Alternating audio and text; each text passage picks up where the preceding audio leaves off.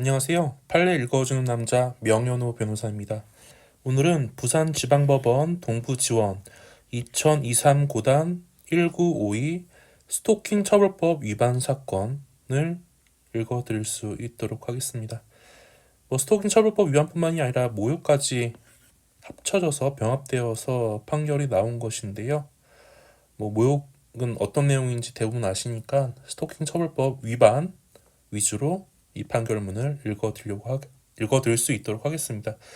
스토킹 처벌법이 제정된 지가 얼마 안 되어서 일반적으로 스토킹 행위가 무엇인지 잘 모르세요. 영화에서 나오는 내지는 드라마에서 나오는 그런 추잡한 변태들의 행위만 스토킹인 줄 알고 있는데요. 의외로 이 스토킹 처벌법 위반으로 수사기관에 입건되시는 분들이 많습니다. 일반 분들이. 왜? 스토킹 처벌법 내용을 잘 몰랐어요. 그래서 우리나라 실정법, 즉 스토킹 처벌법에서 규율하고 있는 스토킹 행위가 무엇인지 아는 것이 굉장히 중요합니다. 쉽게 말씀을 드릴게요. 스토킹 행위 첫 번째가 무엇이냐면요. 연락하는 거. 두 번째, 찾아가는 거. 세 번째, 특정한 물건을 놔두거나 주는 것. 네 번째, 기다리는 것. 실무적으로 문제된 게 이 총 4가지입니다. 여기서 연락은 무엇이냐면요. 전화, 문자 메시지, 카톡, 이메일 가리지 않습니다. 어떤 방법, 여하를 불문하고 명시적으로 상대방이 거절함에도 불구하고 계속 연락을 하는 거예요. 반복적으로. 여기서 중요한 게 반복성, 계속성입니다. 반복적, 계속적으로 상대방의 의사를 무시하고 연락하는 것.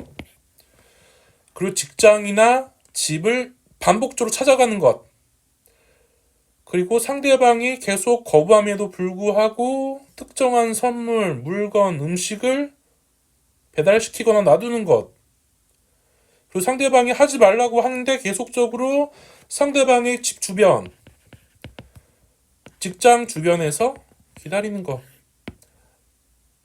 이런 것들이 반복되고 계속되어서 상대방이 심리적으로 불안, 초조를 느끼게 된다면 스토킹 처벌법에 의율하여서 형사처벌을 받을 수 있다라는 것입니다.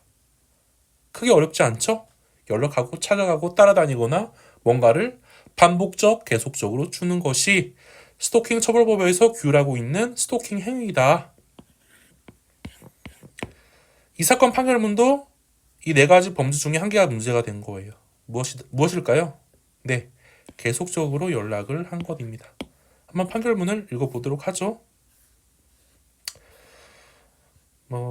판결문을 간략하게 중요한 거니까요. 누구든지 상대방의 의사에 반하여 정당한 이유 없이 우편, 전화, 정보통신망 등 방법을 불문한다는 거예요. 물건이나 글, 말, 부호 등을 도달하게 하면 안 된다. 이게 스토킹 행위다 라는 것이죠. 보죠. 자, 피고인은 피해자와 헤어지기로 하였음에도 불구하고 피해자가 다른 남자와 찍은 사진이나 교제하는 것을 알게 됐나 봐요. 그래서 화가 나서 2022년 12월 29일경 부산 해운대구 알 수 없는 장소에서 피해자가 피고인의 연락을 거부하는 것을 명시적으로 알면서도 피해자의 휴대전화로 부재중 전화를 10회 걸었다는 거예요. 하루에. 12월 29일 하루에 10회 걸었다는 거예요. 그리고 2022년 12월 29일 새벽 2시 18분경에 피해자의 휴대전화로 느기집감,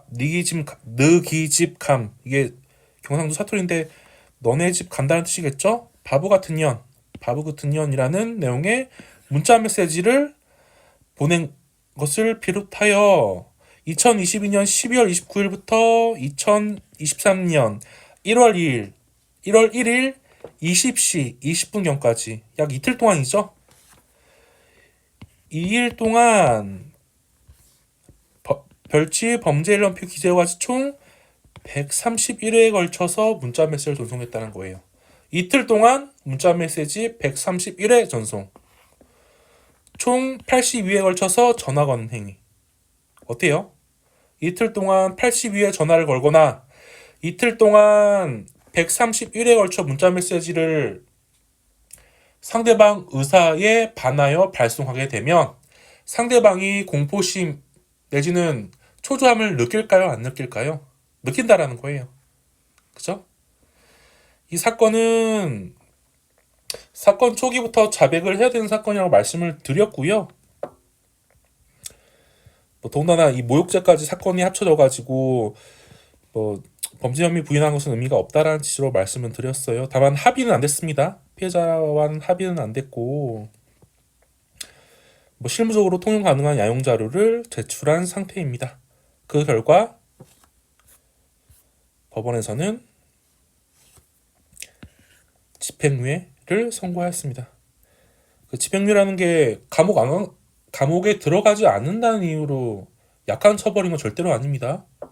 실형 6월 선고했어요. 법원에서요. 법원에서 실형 6월 선고했지만 그 피고인이 초범이고 깊이 반성하고 있고 다시는 그런 일을 반복하지 않기 위해서 나름의 노력을 하고 있다는 점을 고려해서 집행유예를 선고한 것입니다.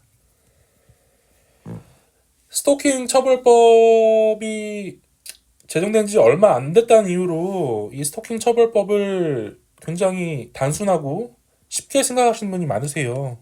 그까짓 거 처벌이 나오면 얼마나 나오겠냐 라고 생각하시면서 별다른 대응을 안 하시는 분들이 제 의뢰인들을 포함하여 많습니다. 많은데 이 사건 판결문을 제가 왜 읽어드리고 싶었냐면요. 법원에서는요. 검찰 그리고 법원에서는요. 이 스토킹 행위에 대해서 굉장히 무겁게 보고 있습니다. 가볍게 보고 있지 않아요. 초범인데도 불구하고 실형 선고하고 집행유예 판결 때리는 건요. 흔치 않습니다. 초범이면 대부분 벌금 나오고요. 약식 결정합니다. 법원에서요. 초범이면요. 근데 이 사건 피고인 초범이었거든요. 근데 집행유예 나왔어요. 왜 그랬을까요? 여러분도 잘 알고 있다시피 이 스토킹 범죄가 계속 진화되는 거예요. 진화돼서 어떻게 합니까? 데이트 폭행,